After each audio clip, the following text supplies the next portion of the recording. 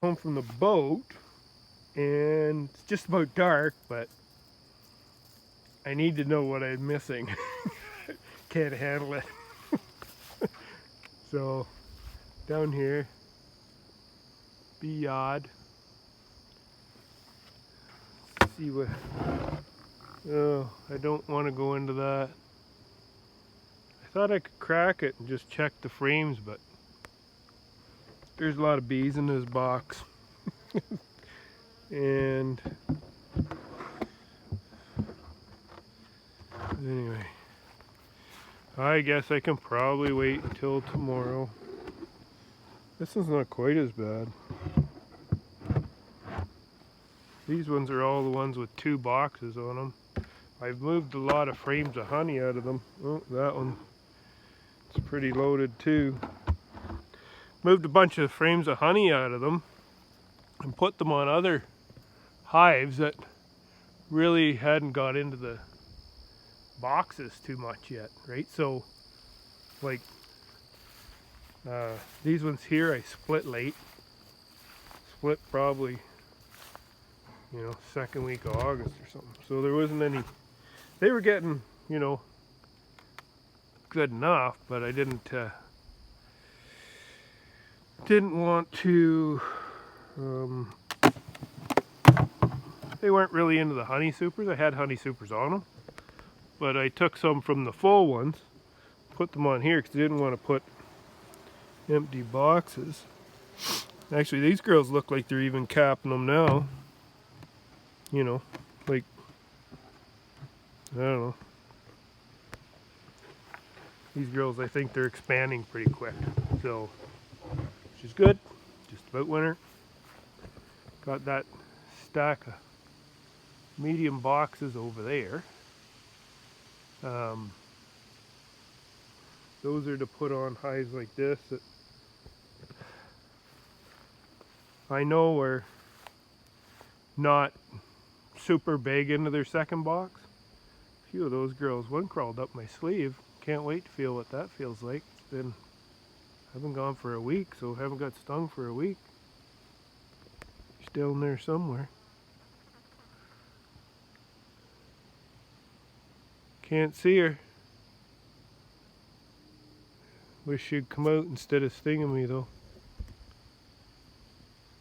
Come on, girl.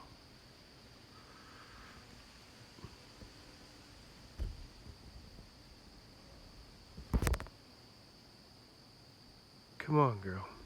Come out of there. She's going the wrong way. She says, your body's nice and warm, man.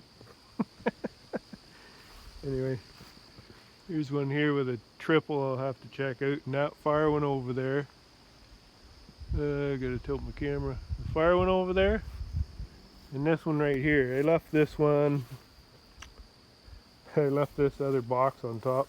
I'm actually going to use this box, so this is like this one is loaded. This one with bees. Like, see the bottom there? Like, they're not all in there. These honey supers are still on. This girl just won't come out of my arm. But anyway, this one here, I actually have one in a medium honey super, or a medium brood box over there. It's got a honey super on top, full of friggin' bees. So haven't tried to swarm, even though I got them in just one medium on the bottom. They haven't tried to swarm. Like, she should be able to outlay those frames. But anyway, I'm gonna take this right here and put it on top. So this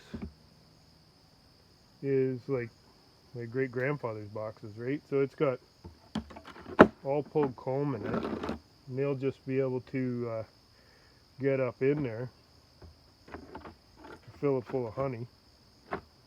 Hopefully the queen will move up too. And what the heck? Hopefully the queen will move up there too, and then I can just remove the medium, because I'd rather have them in this. I think this would be great for overwintering, right? Let me see, I'll find find a deep frame here, which is what everybody's used to, right? So I've been breaking down mating nukes too, so because I'm running low on queens. So I'll just show you the difference in these frames here. I'm always nervous going in with a single deep, right? So you look at these, there's the difference right there. Okay, so it's not a lot, you know, about 2 inches deeper, right? But I think, you know, I'm nervous with a single deep, but they don't seem to run out of honey. So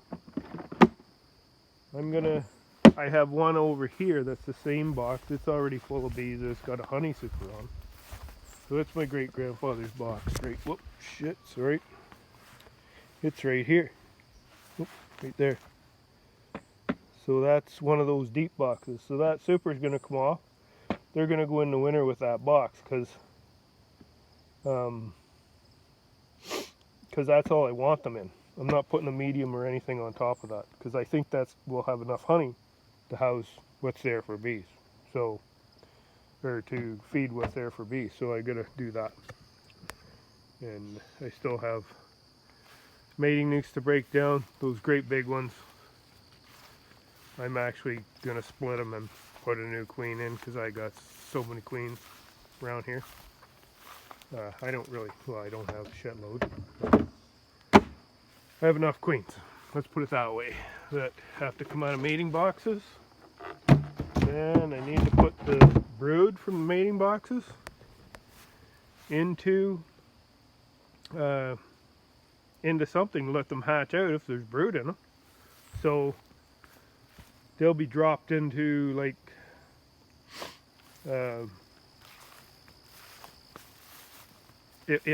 if I can't find enough bees in one spot to put them into a single or even a 5-frame nuke, like these two here.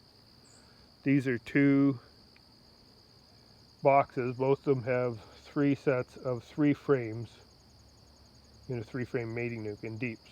So if they got brood in them, I can't throw the brood out. I got to shove them into something. So I either got to shove them into a hive, or if there's enough bees in these boxes to make a hive or even a 5-frame nuke, I'll do that, right? And just drop frames with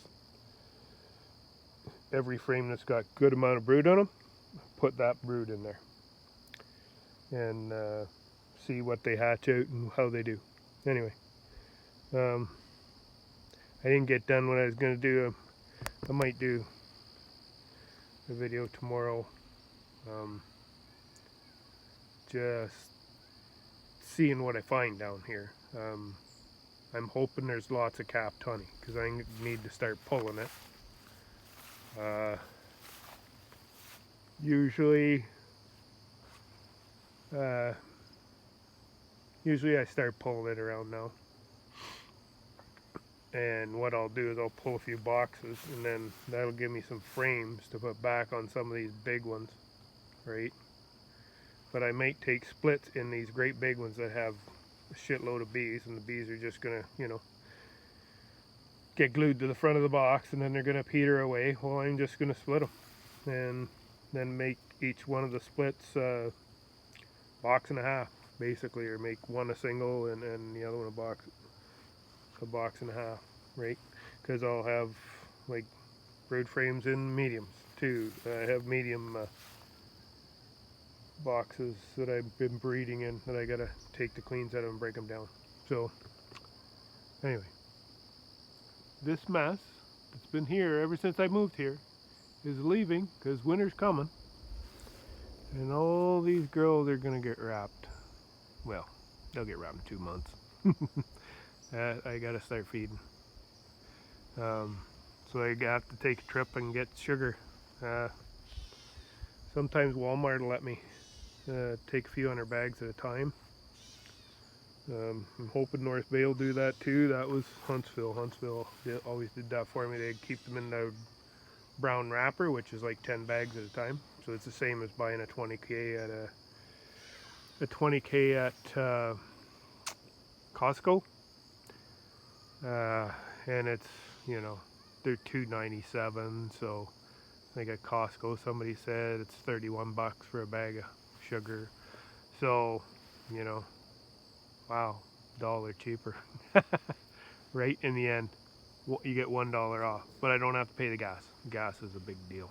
So you always have to take gas into account these days. It's just, even if you're buying bees, buying equipment, whatever, if you're paying premium for equipment, you know, you might be better off to be paying the premium on the equipment and not putting the gas in your vehicle. Because like, you go way down south, you're paying hundreds in gas, and then you're wearing out your tires, which they've all gone up in price. And you know, you gotta change your oil, you gotta do all that, you gotta take all that shit into account.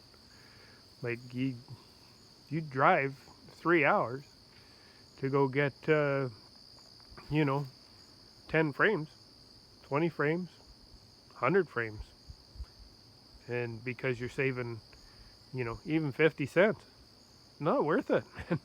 Buy it from your local people. Buy it from local suppliers. You're gonna save the money in fuel, wear and tear on your vehicle. Everything's gone up so much, you know. If you got to spend an extra $100 to get it from the local supplier, you're way better off. And being a supplier for a long time, I actually know that they don't make a lot of money. Okay. So if they have their things a few cents higher, that's probably because they're not getting as good a wholesale price as big lads down south, right? So they're probably making the same as the big lads, right? So if they're making, you know, 40 cents on a frame or 20 cents on a frame or whatever they're making, they're just making the same amount as the guy down there. Right, but he's getting a better discount because of the bulk that he's buying. And like I say, gas, wear and tear, tires, all that shit. It's pretty. Costs on everything are getting out of hand, so you got to try and figure out how to do it without breaking the bank, basically. And if you have to break the bank, break it for the little guys, the little suppliers that'll have stuff close to you when you need it. You get in a bind and you need something in a hurry, you don't want to travel for 3 or 4 hours to get it. Get it local, get it within an hour of yourself if you can. And like I say, you probably end up saving money in the long run, because you know what? You didn't stop at Tim Hortons 3 times in one day. You didn't stop at McDonald's to get food, or wherever, or Wacky Wings, or wherever. You know? Anyways, talk to you. Probably do another one tomorrow because it didn't get done when I wanted to get done here. So.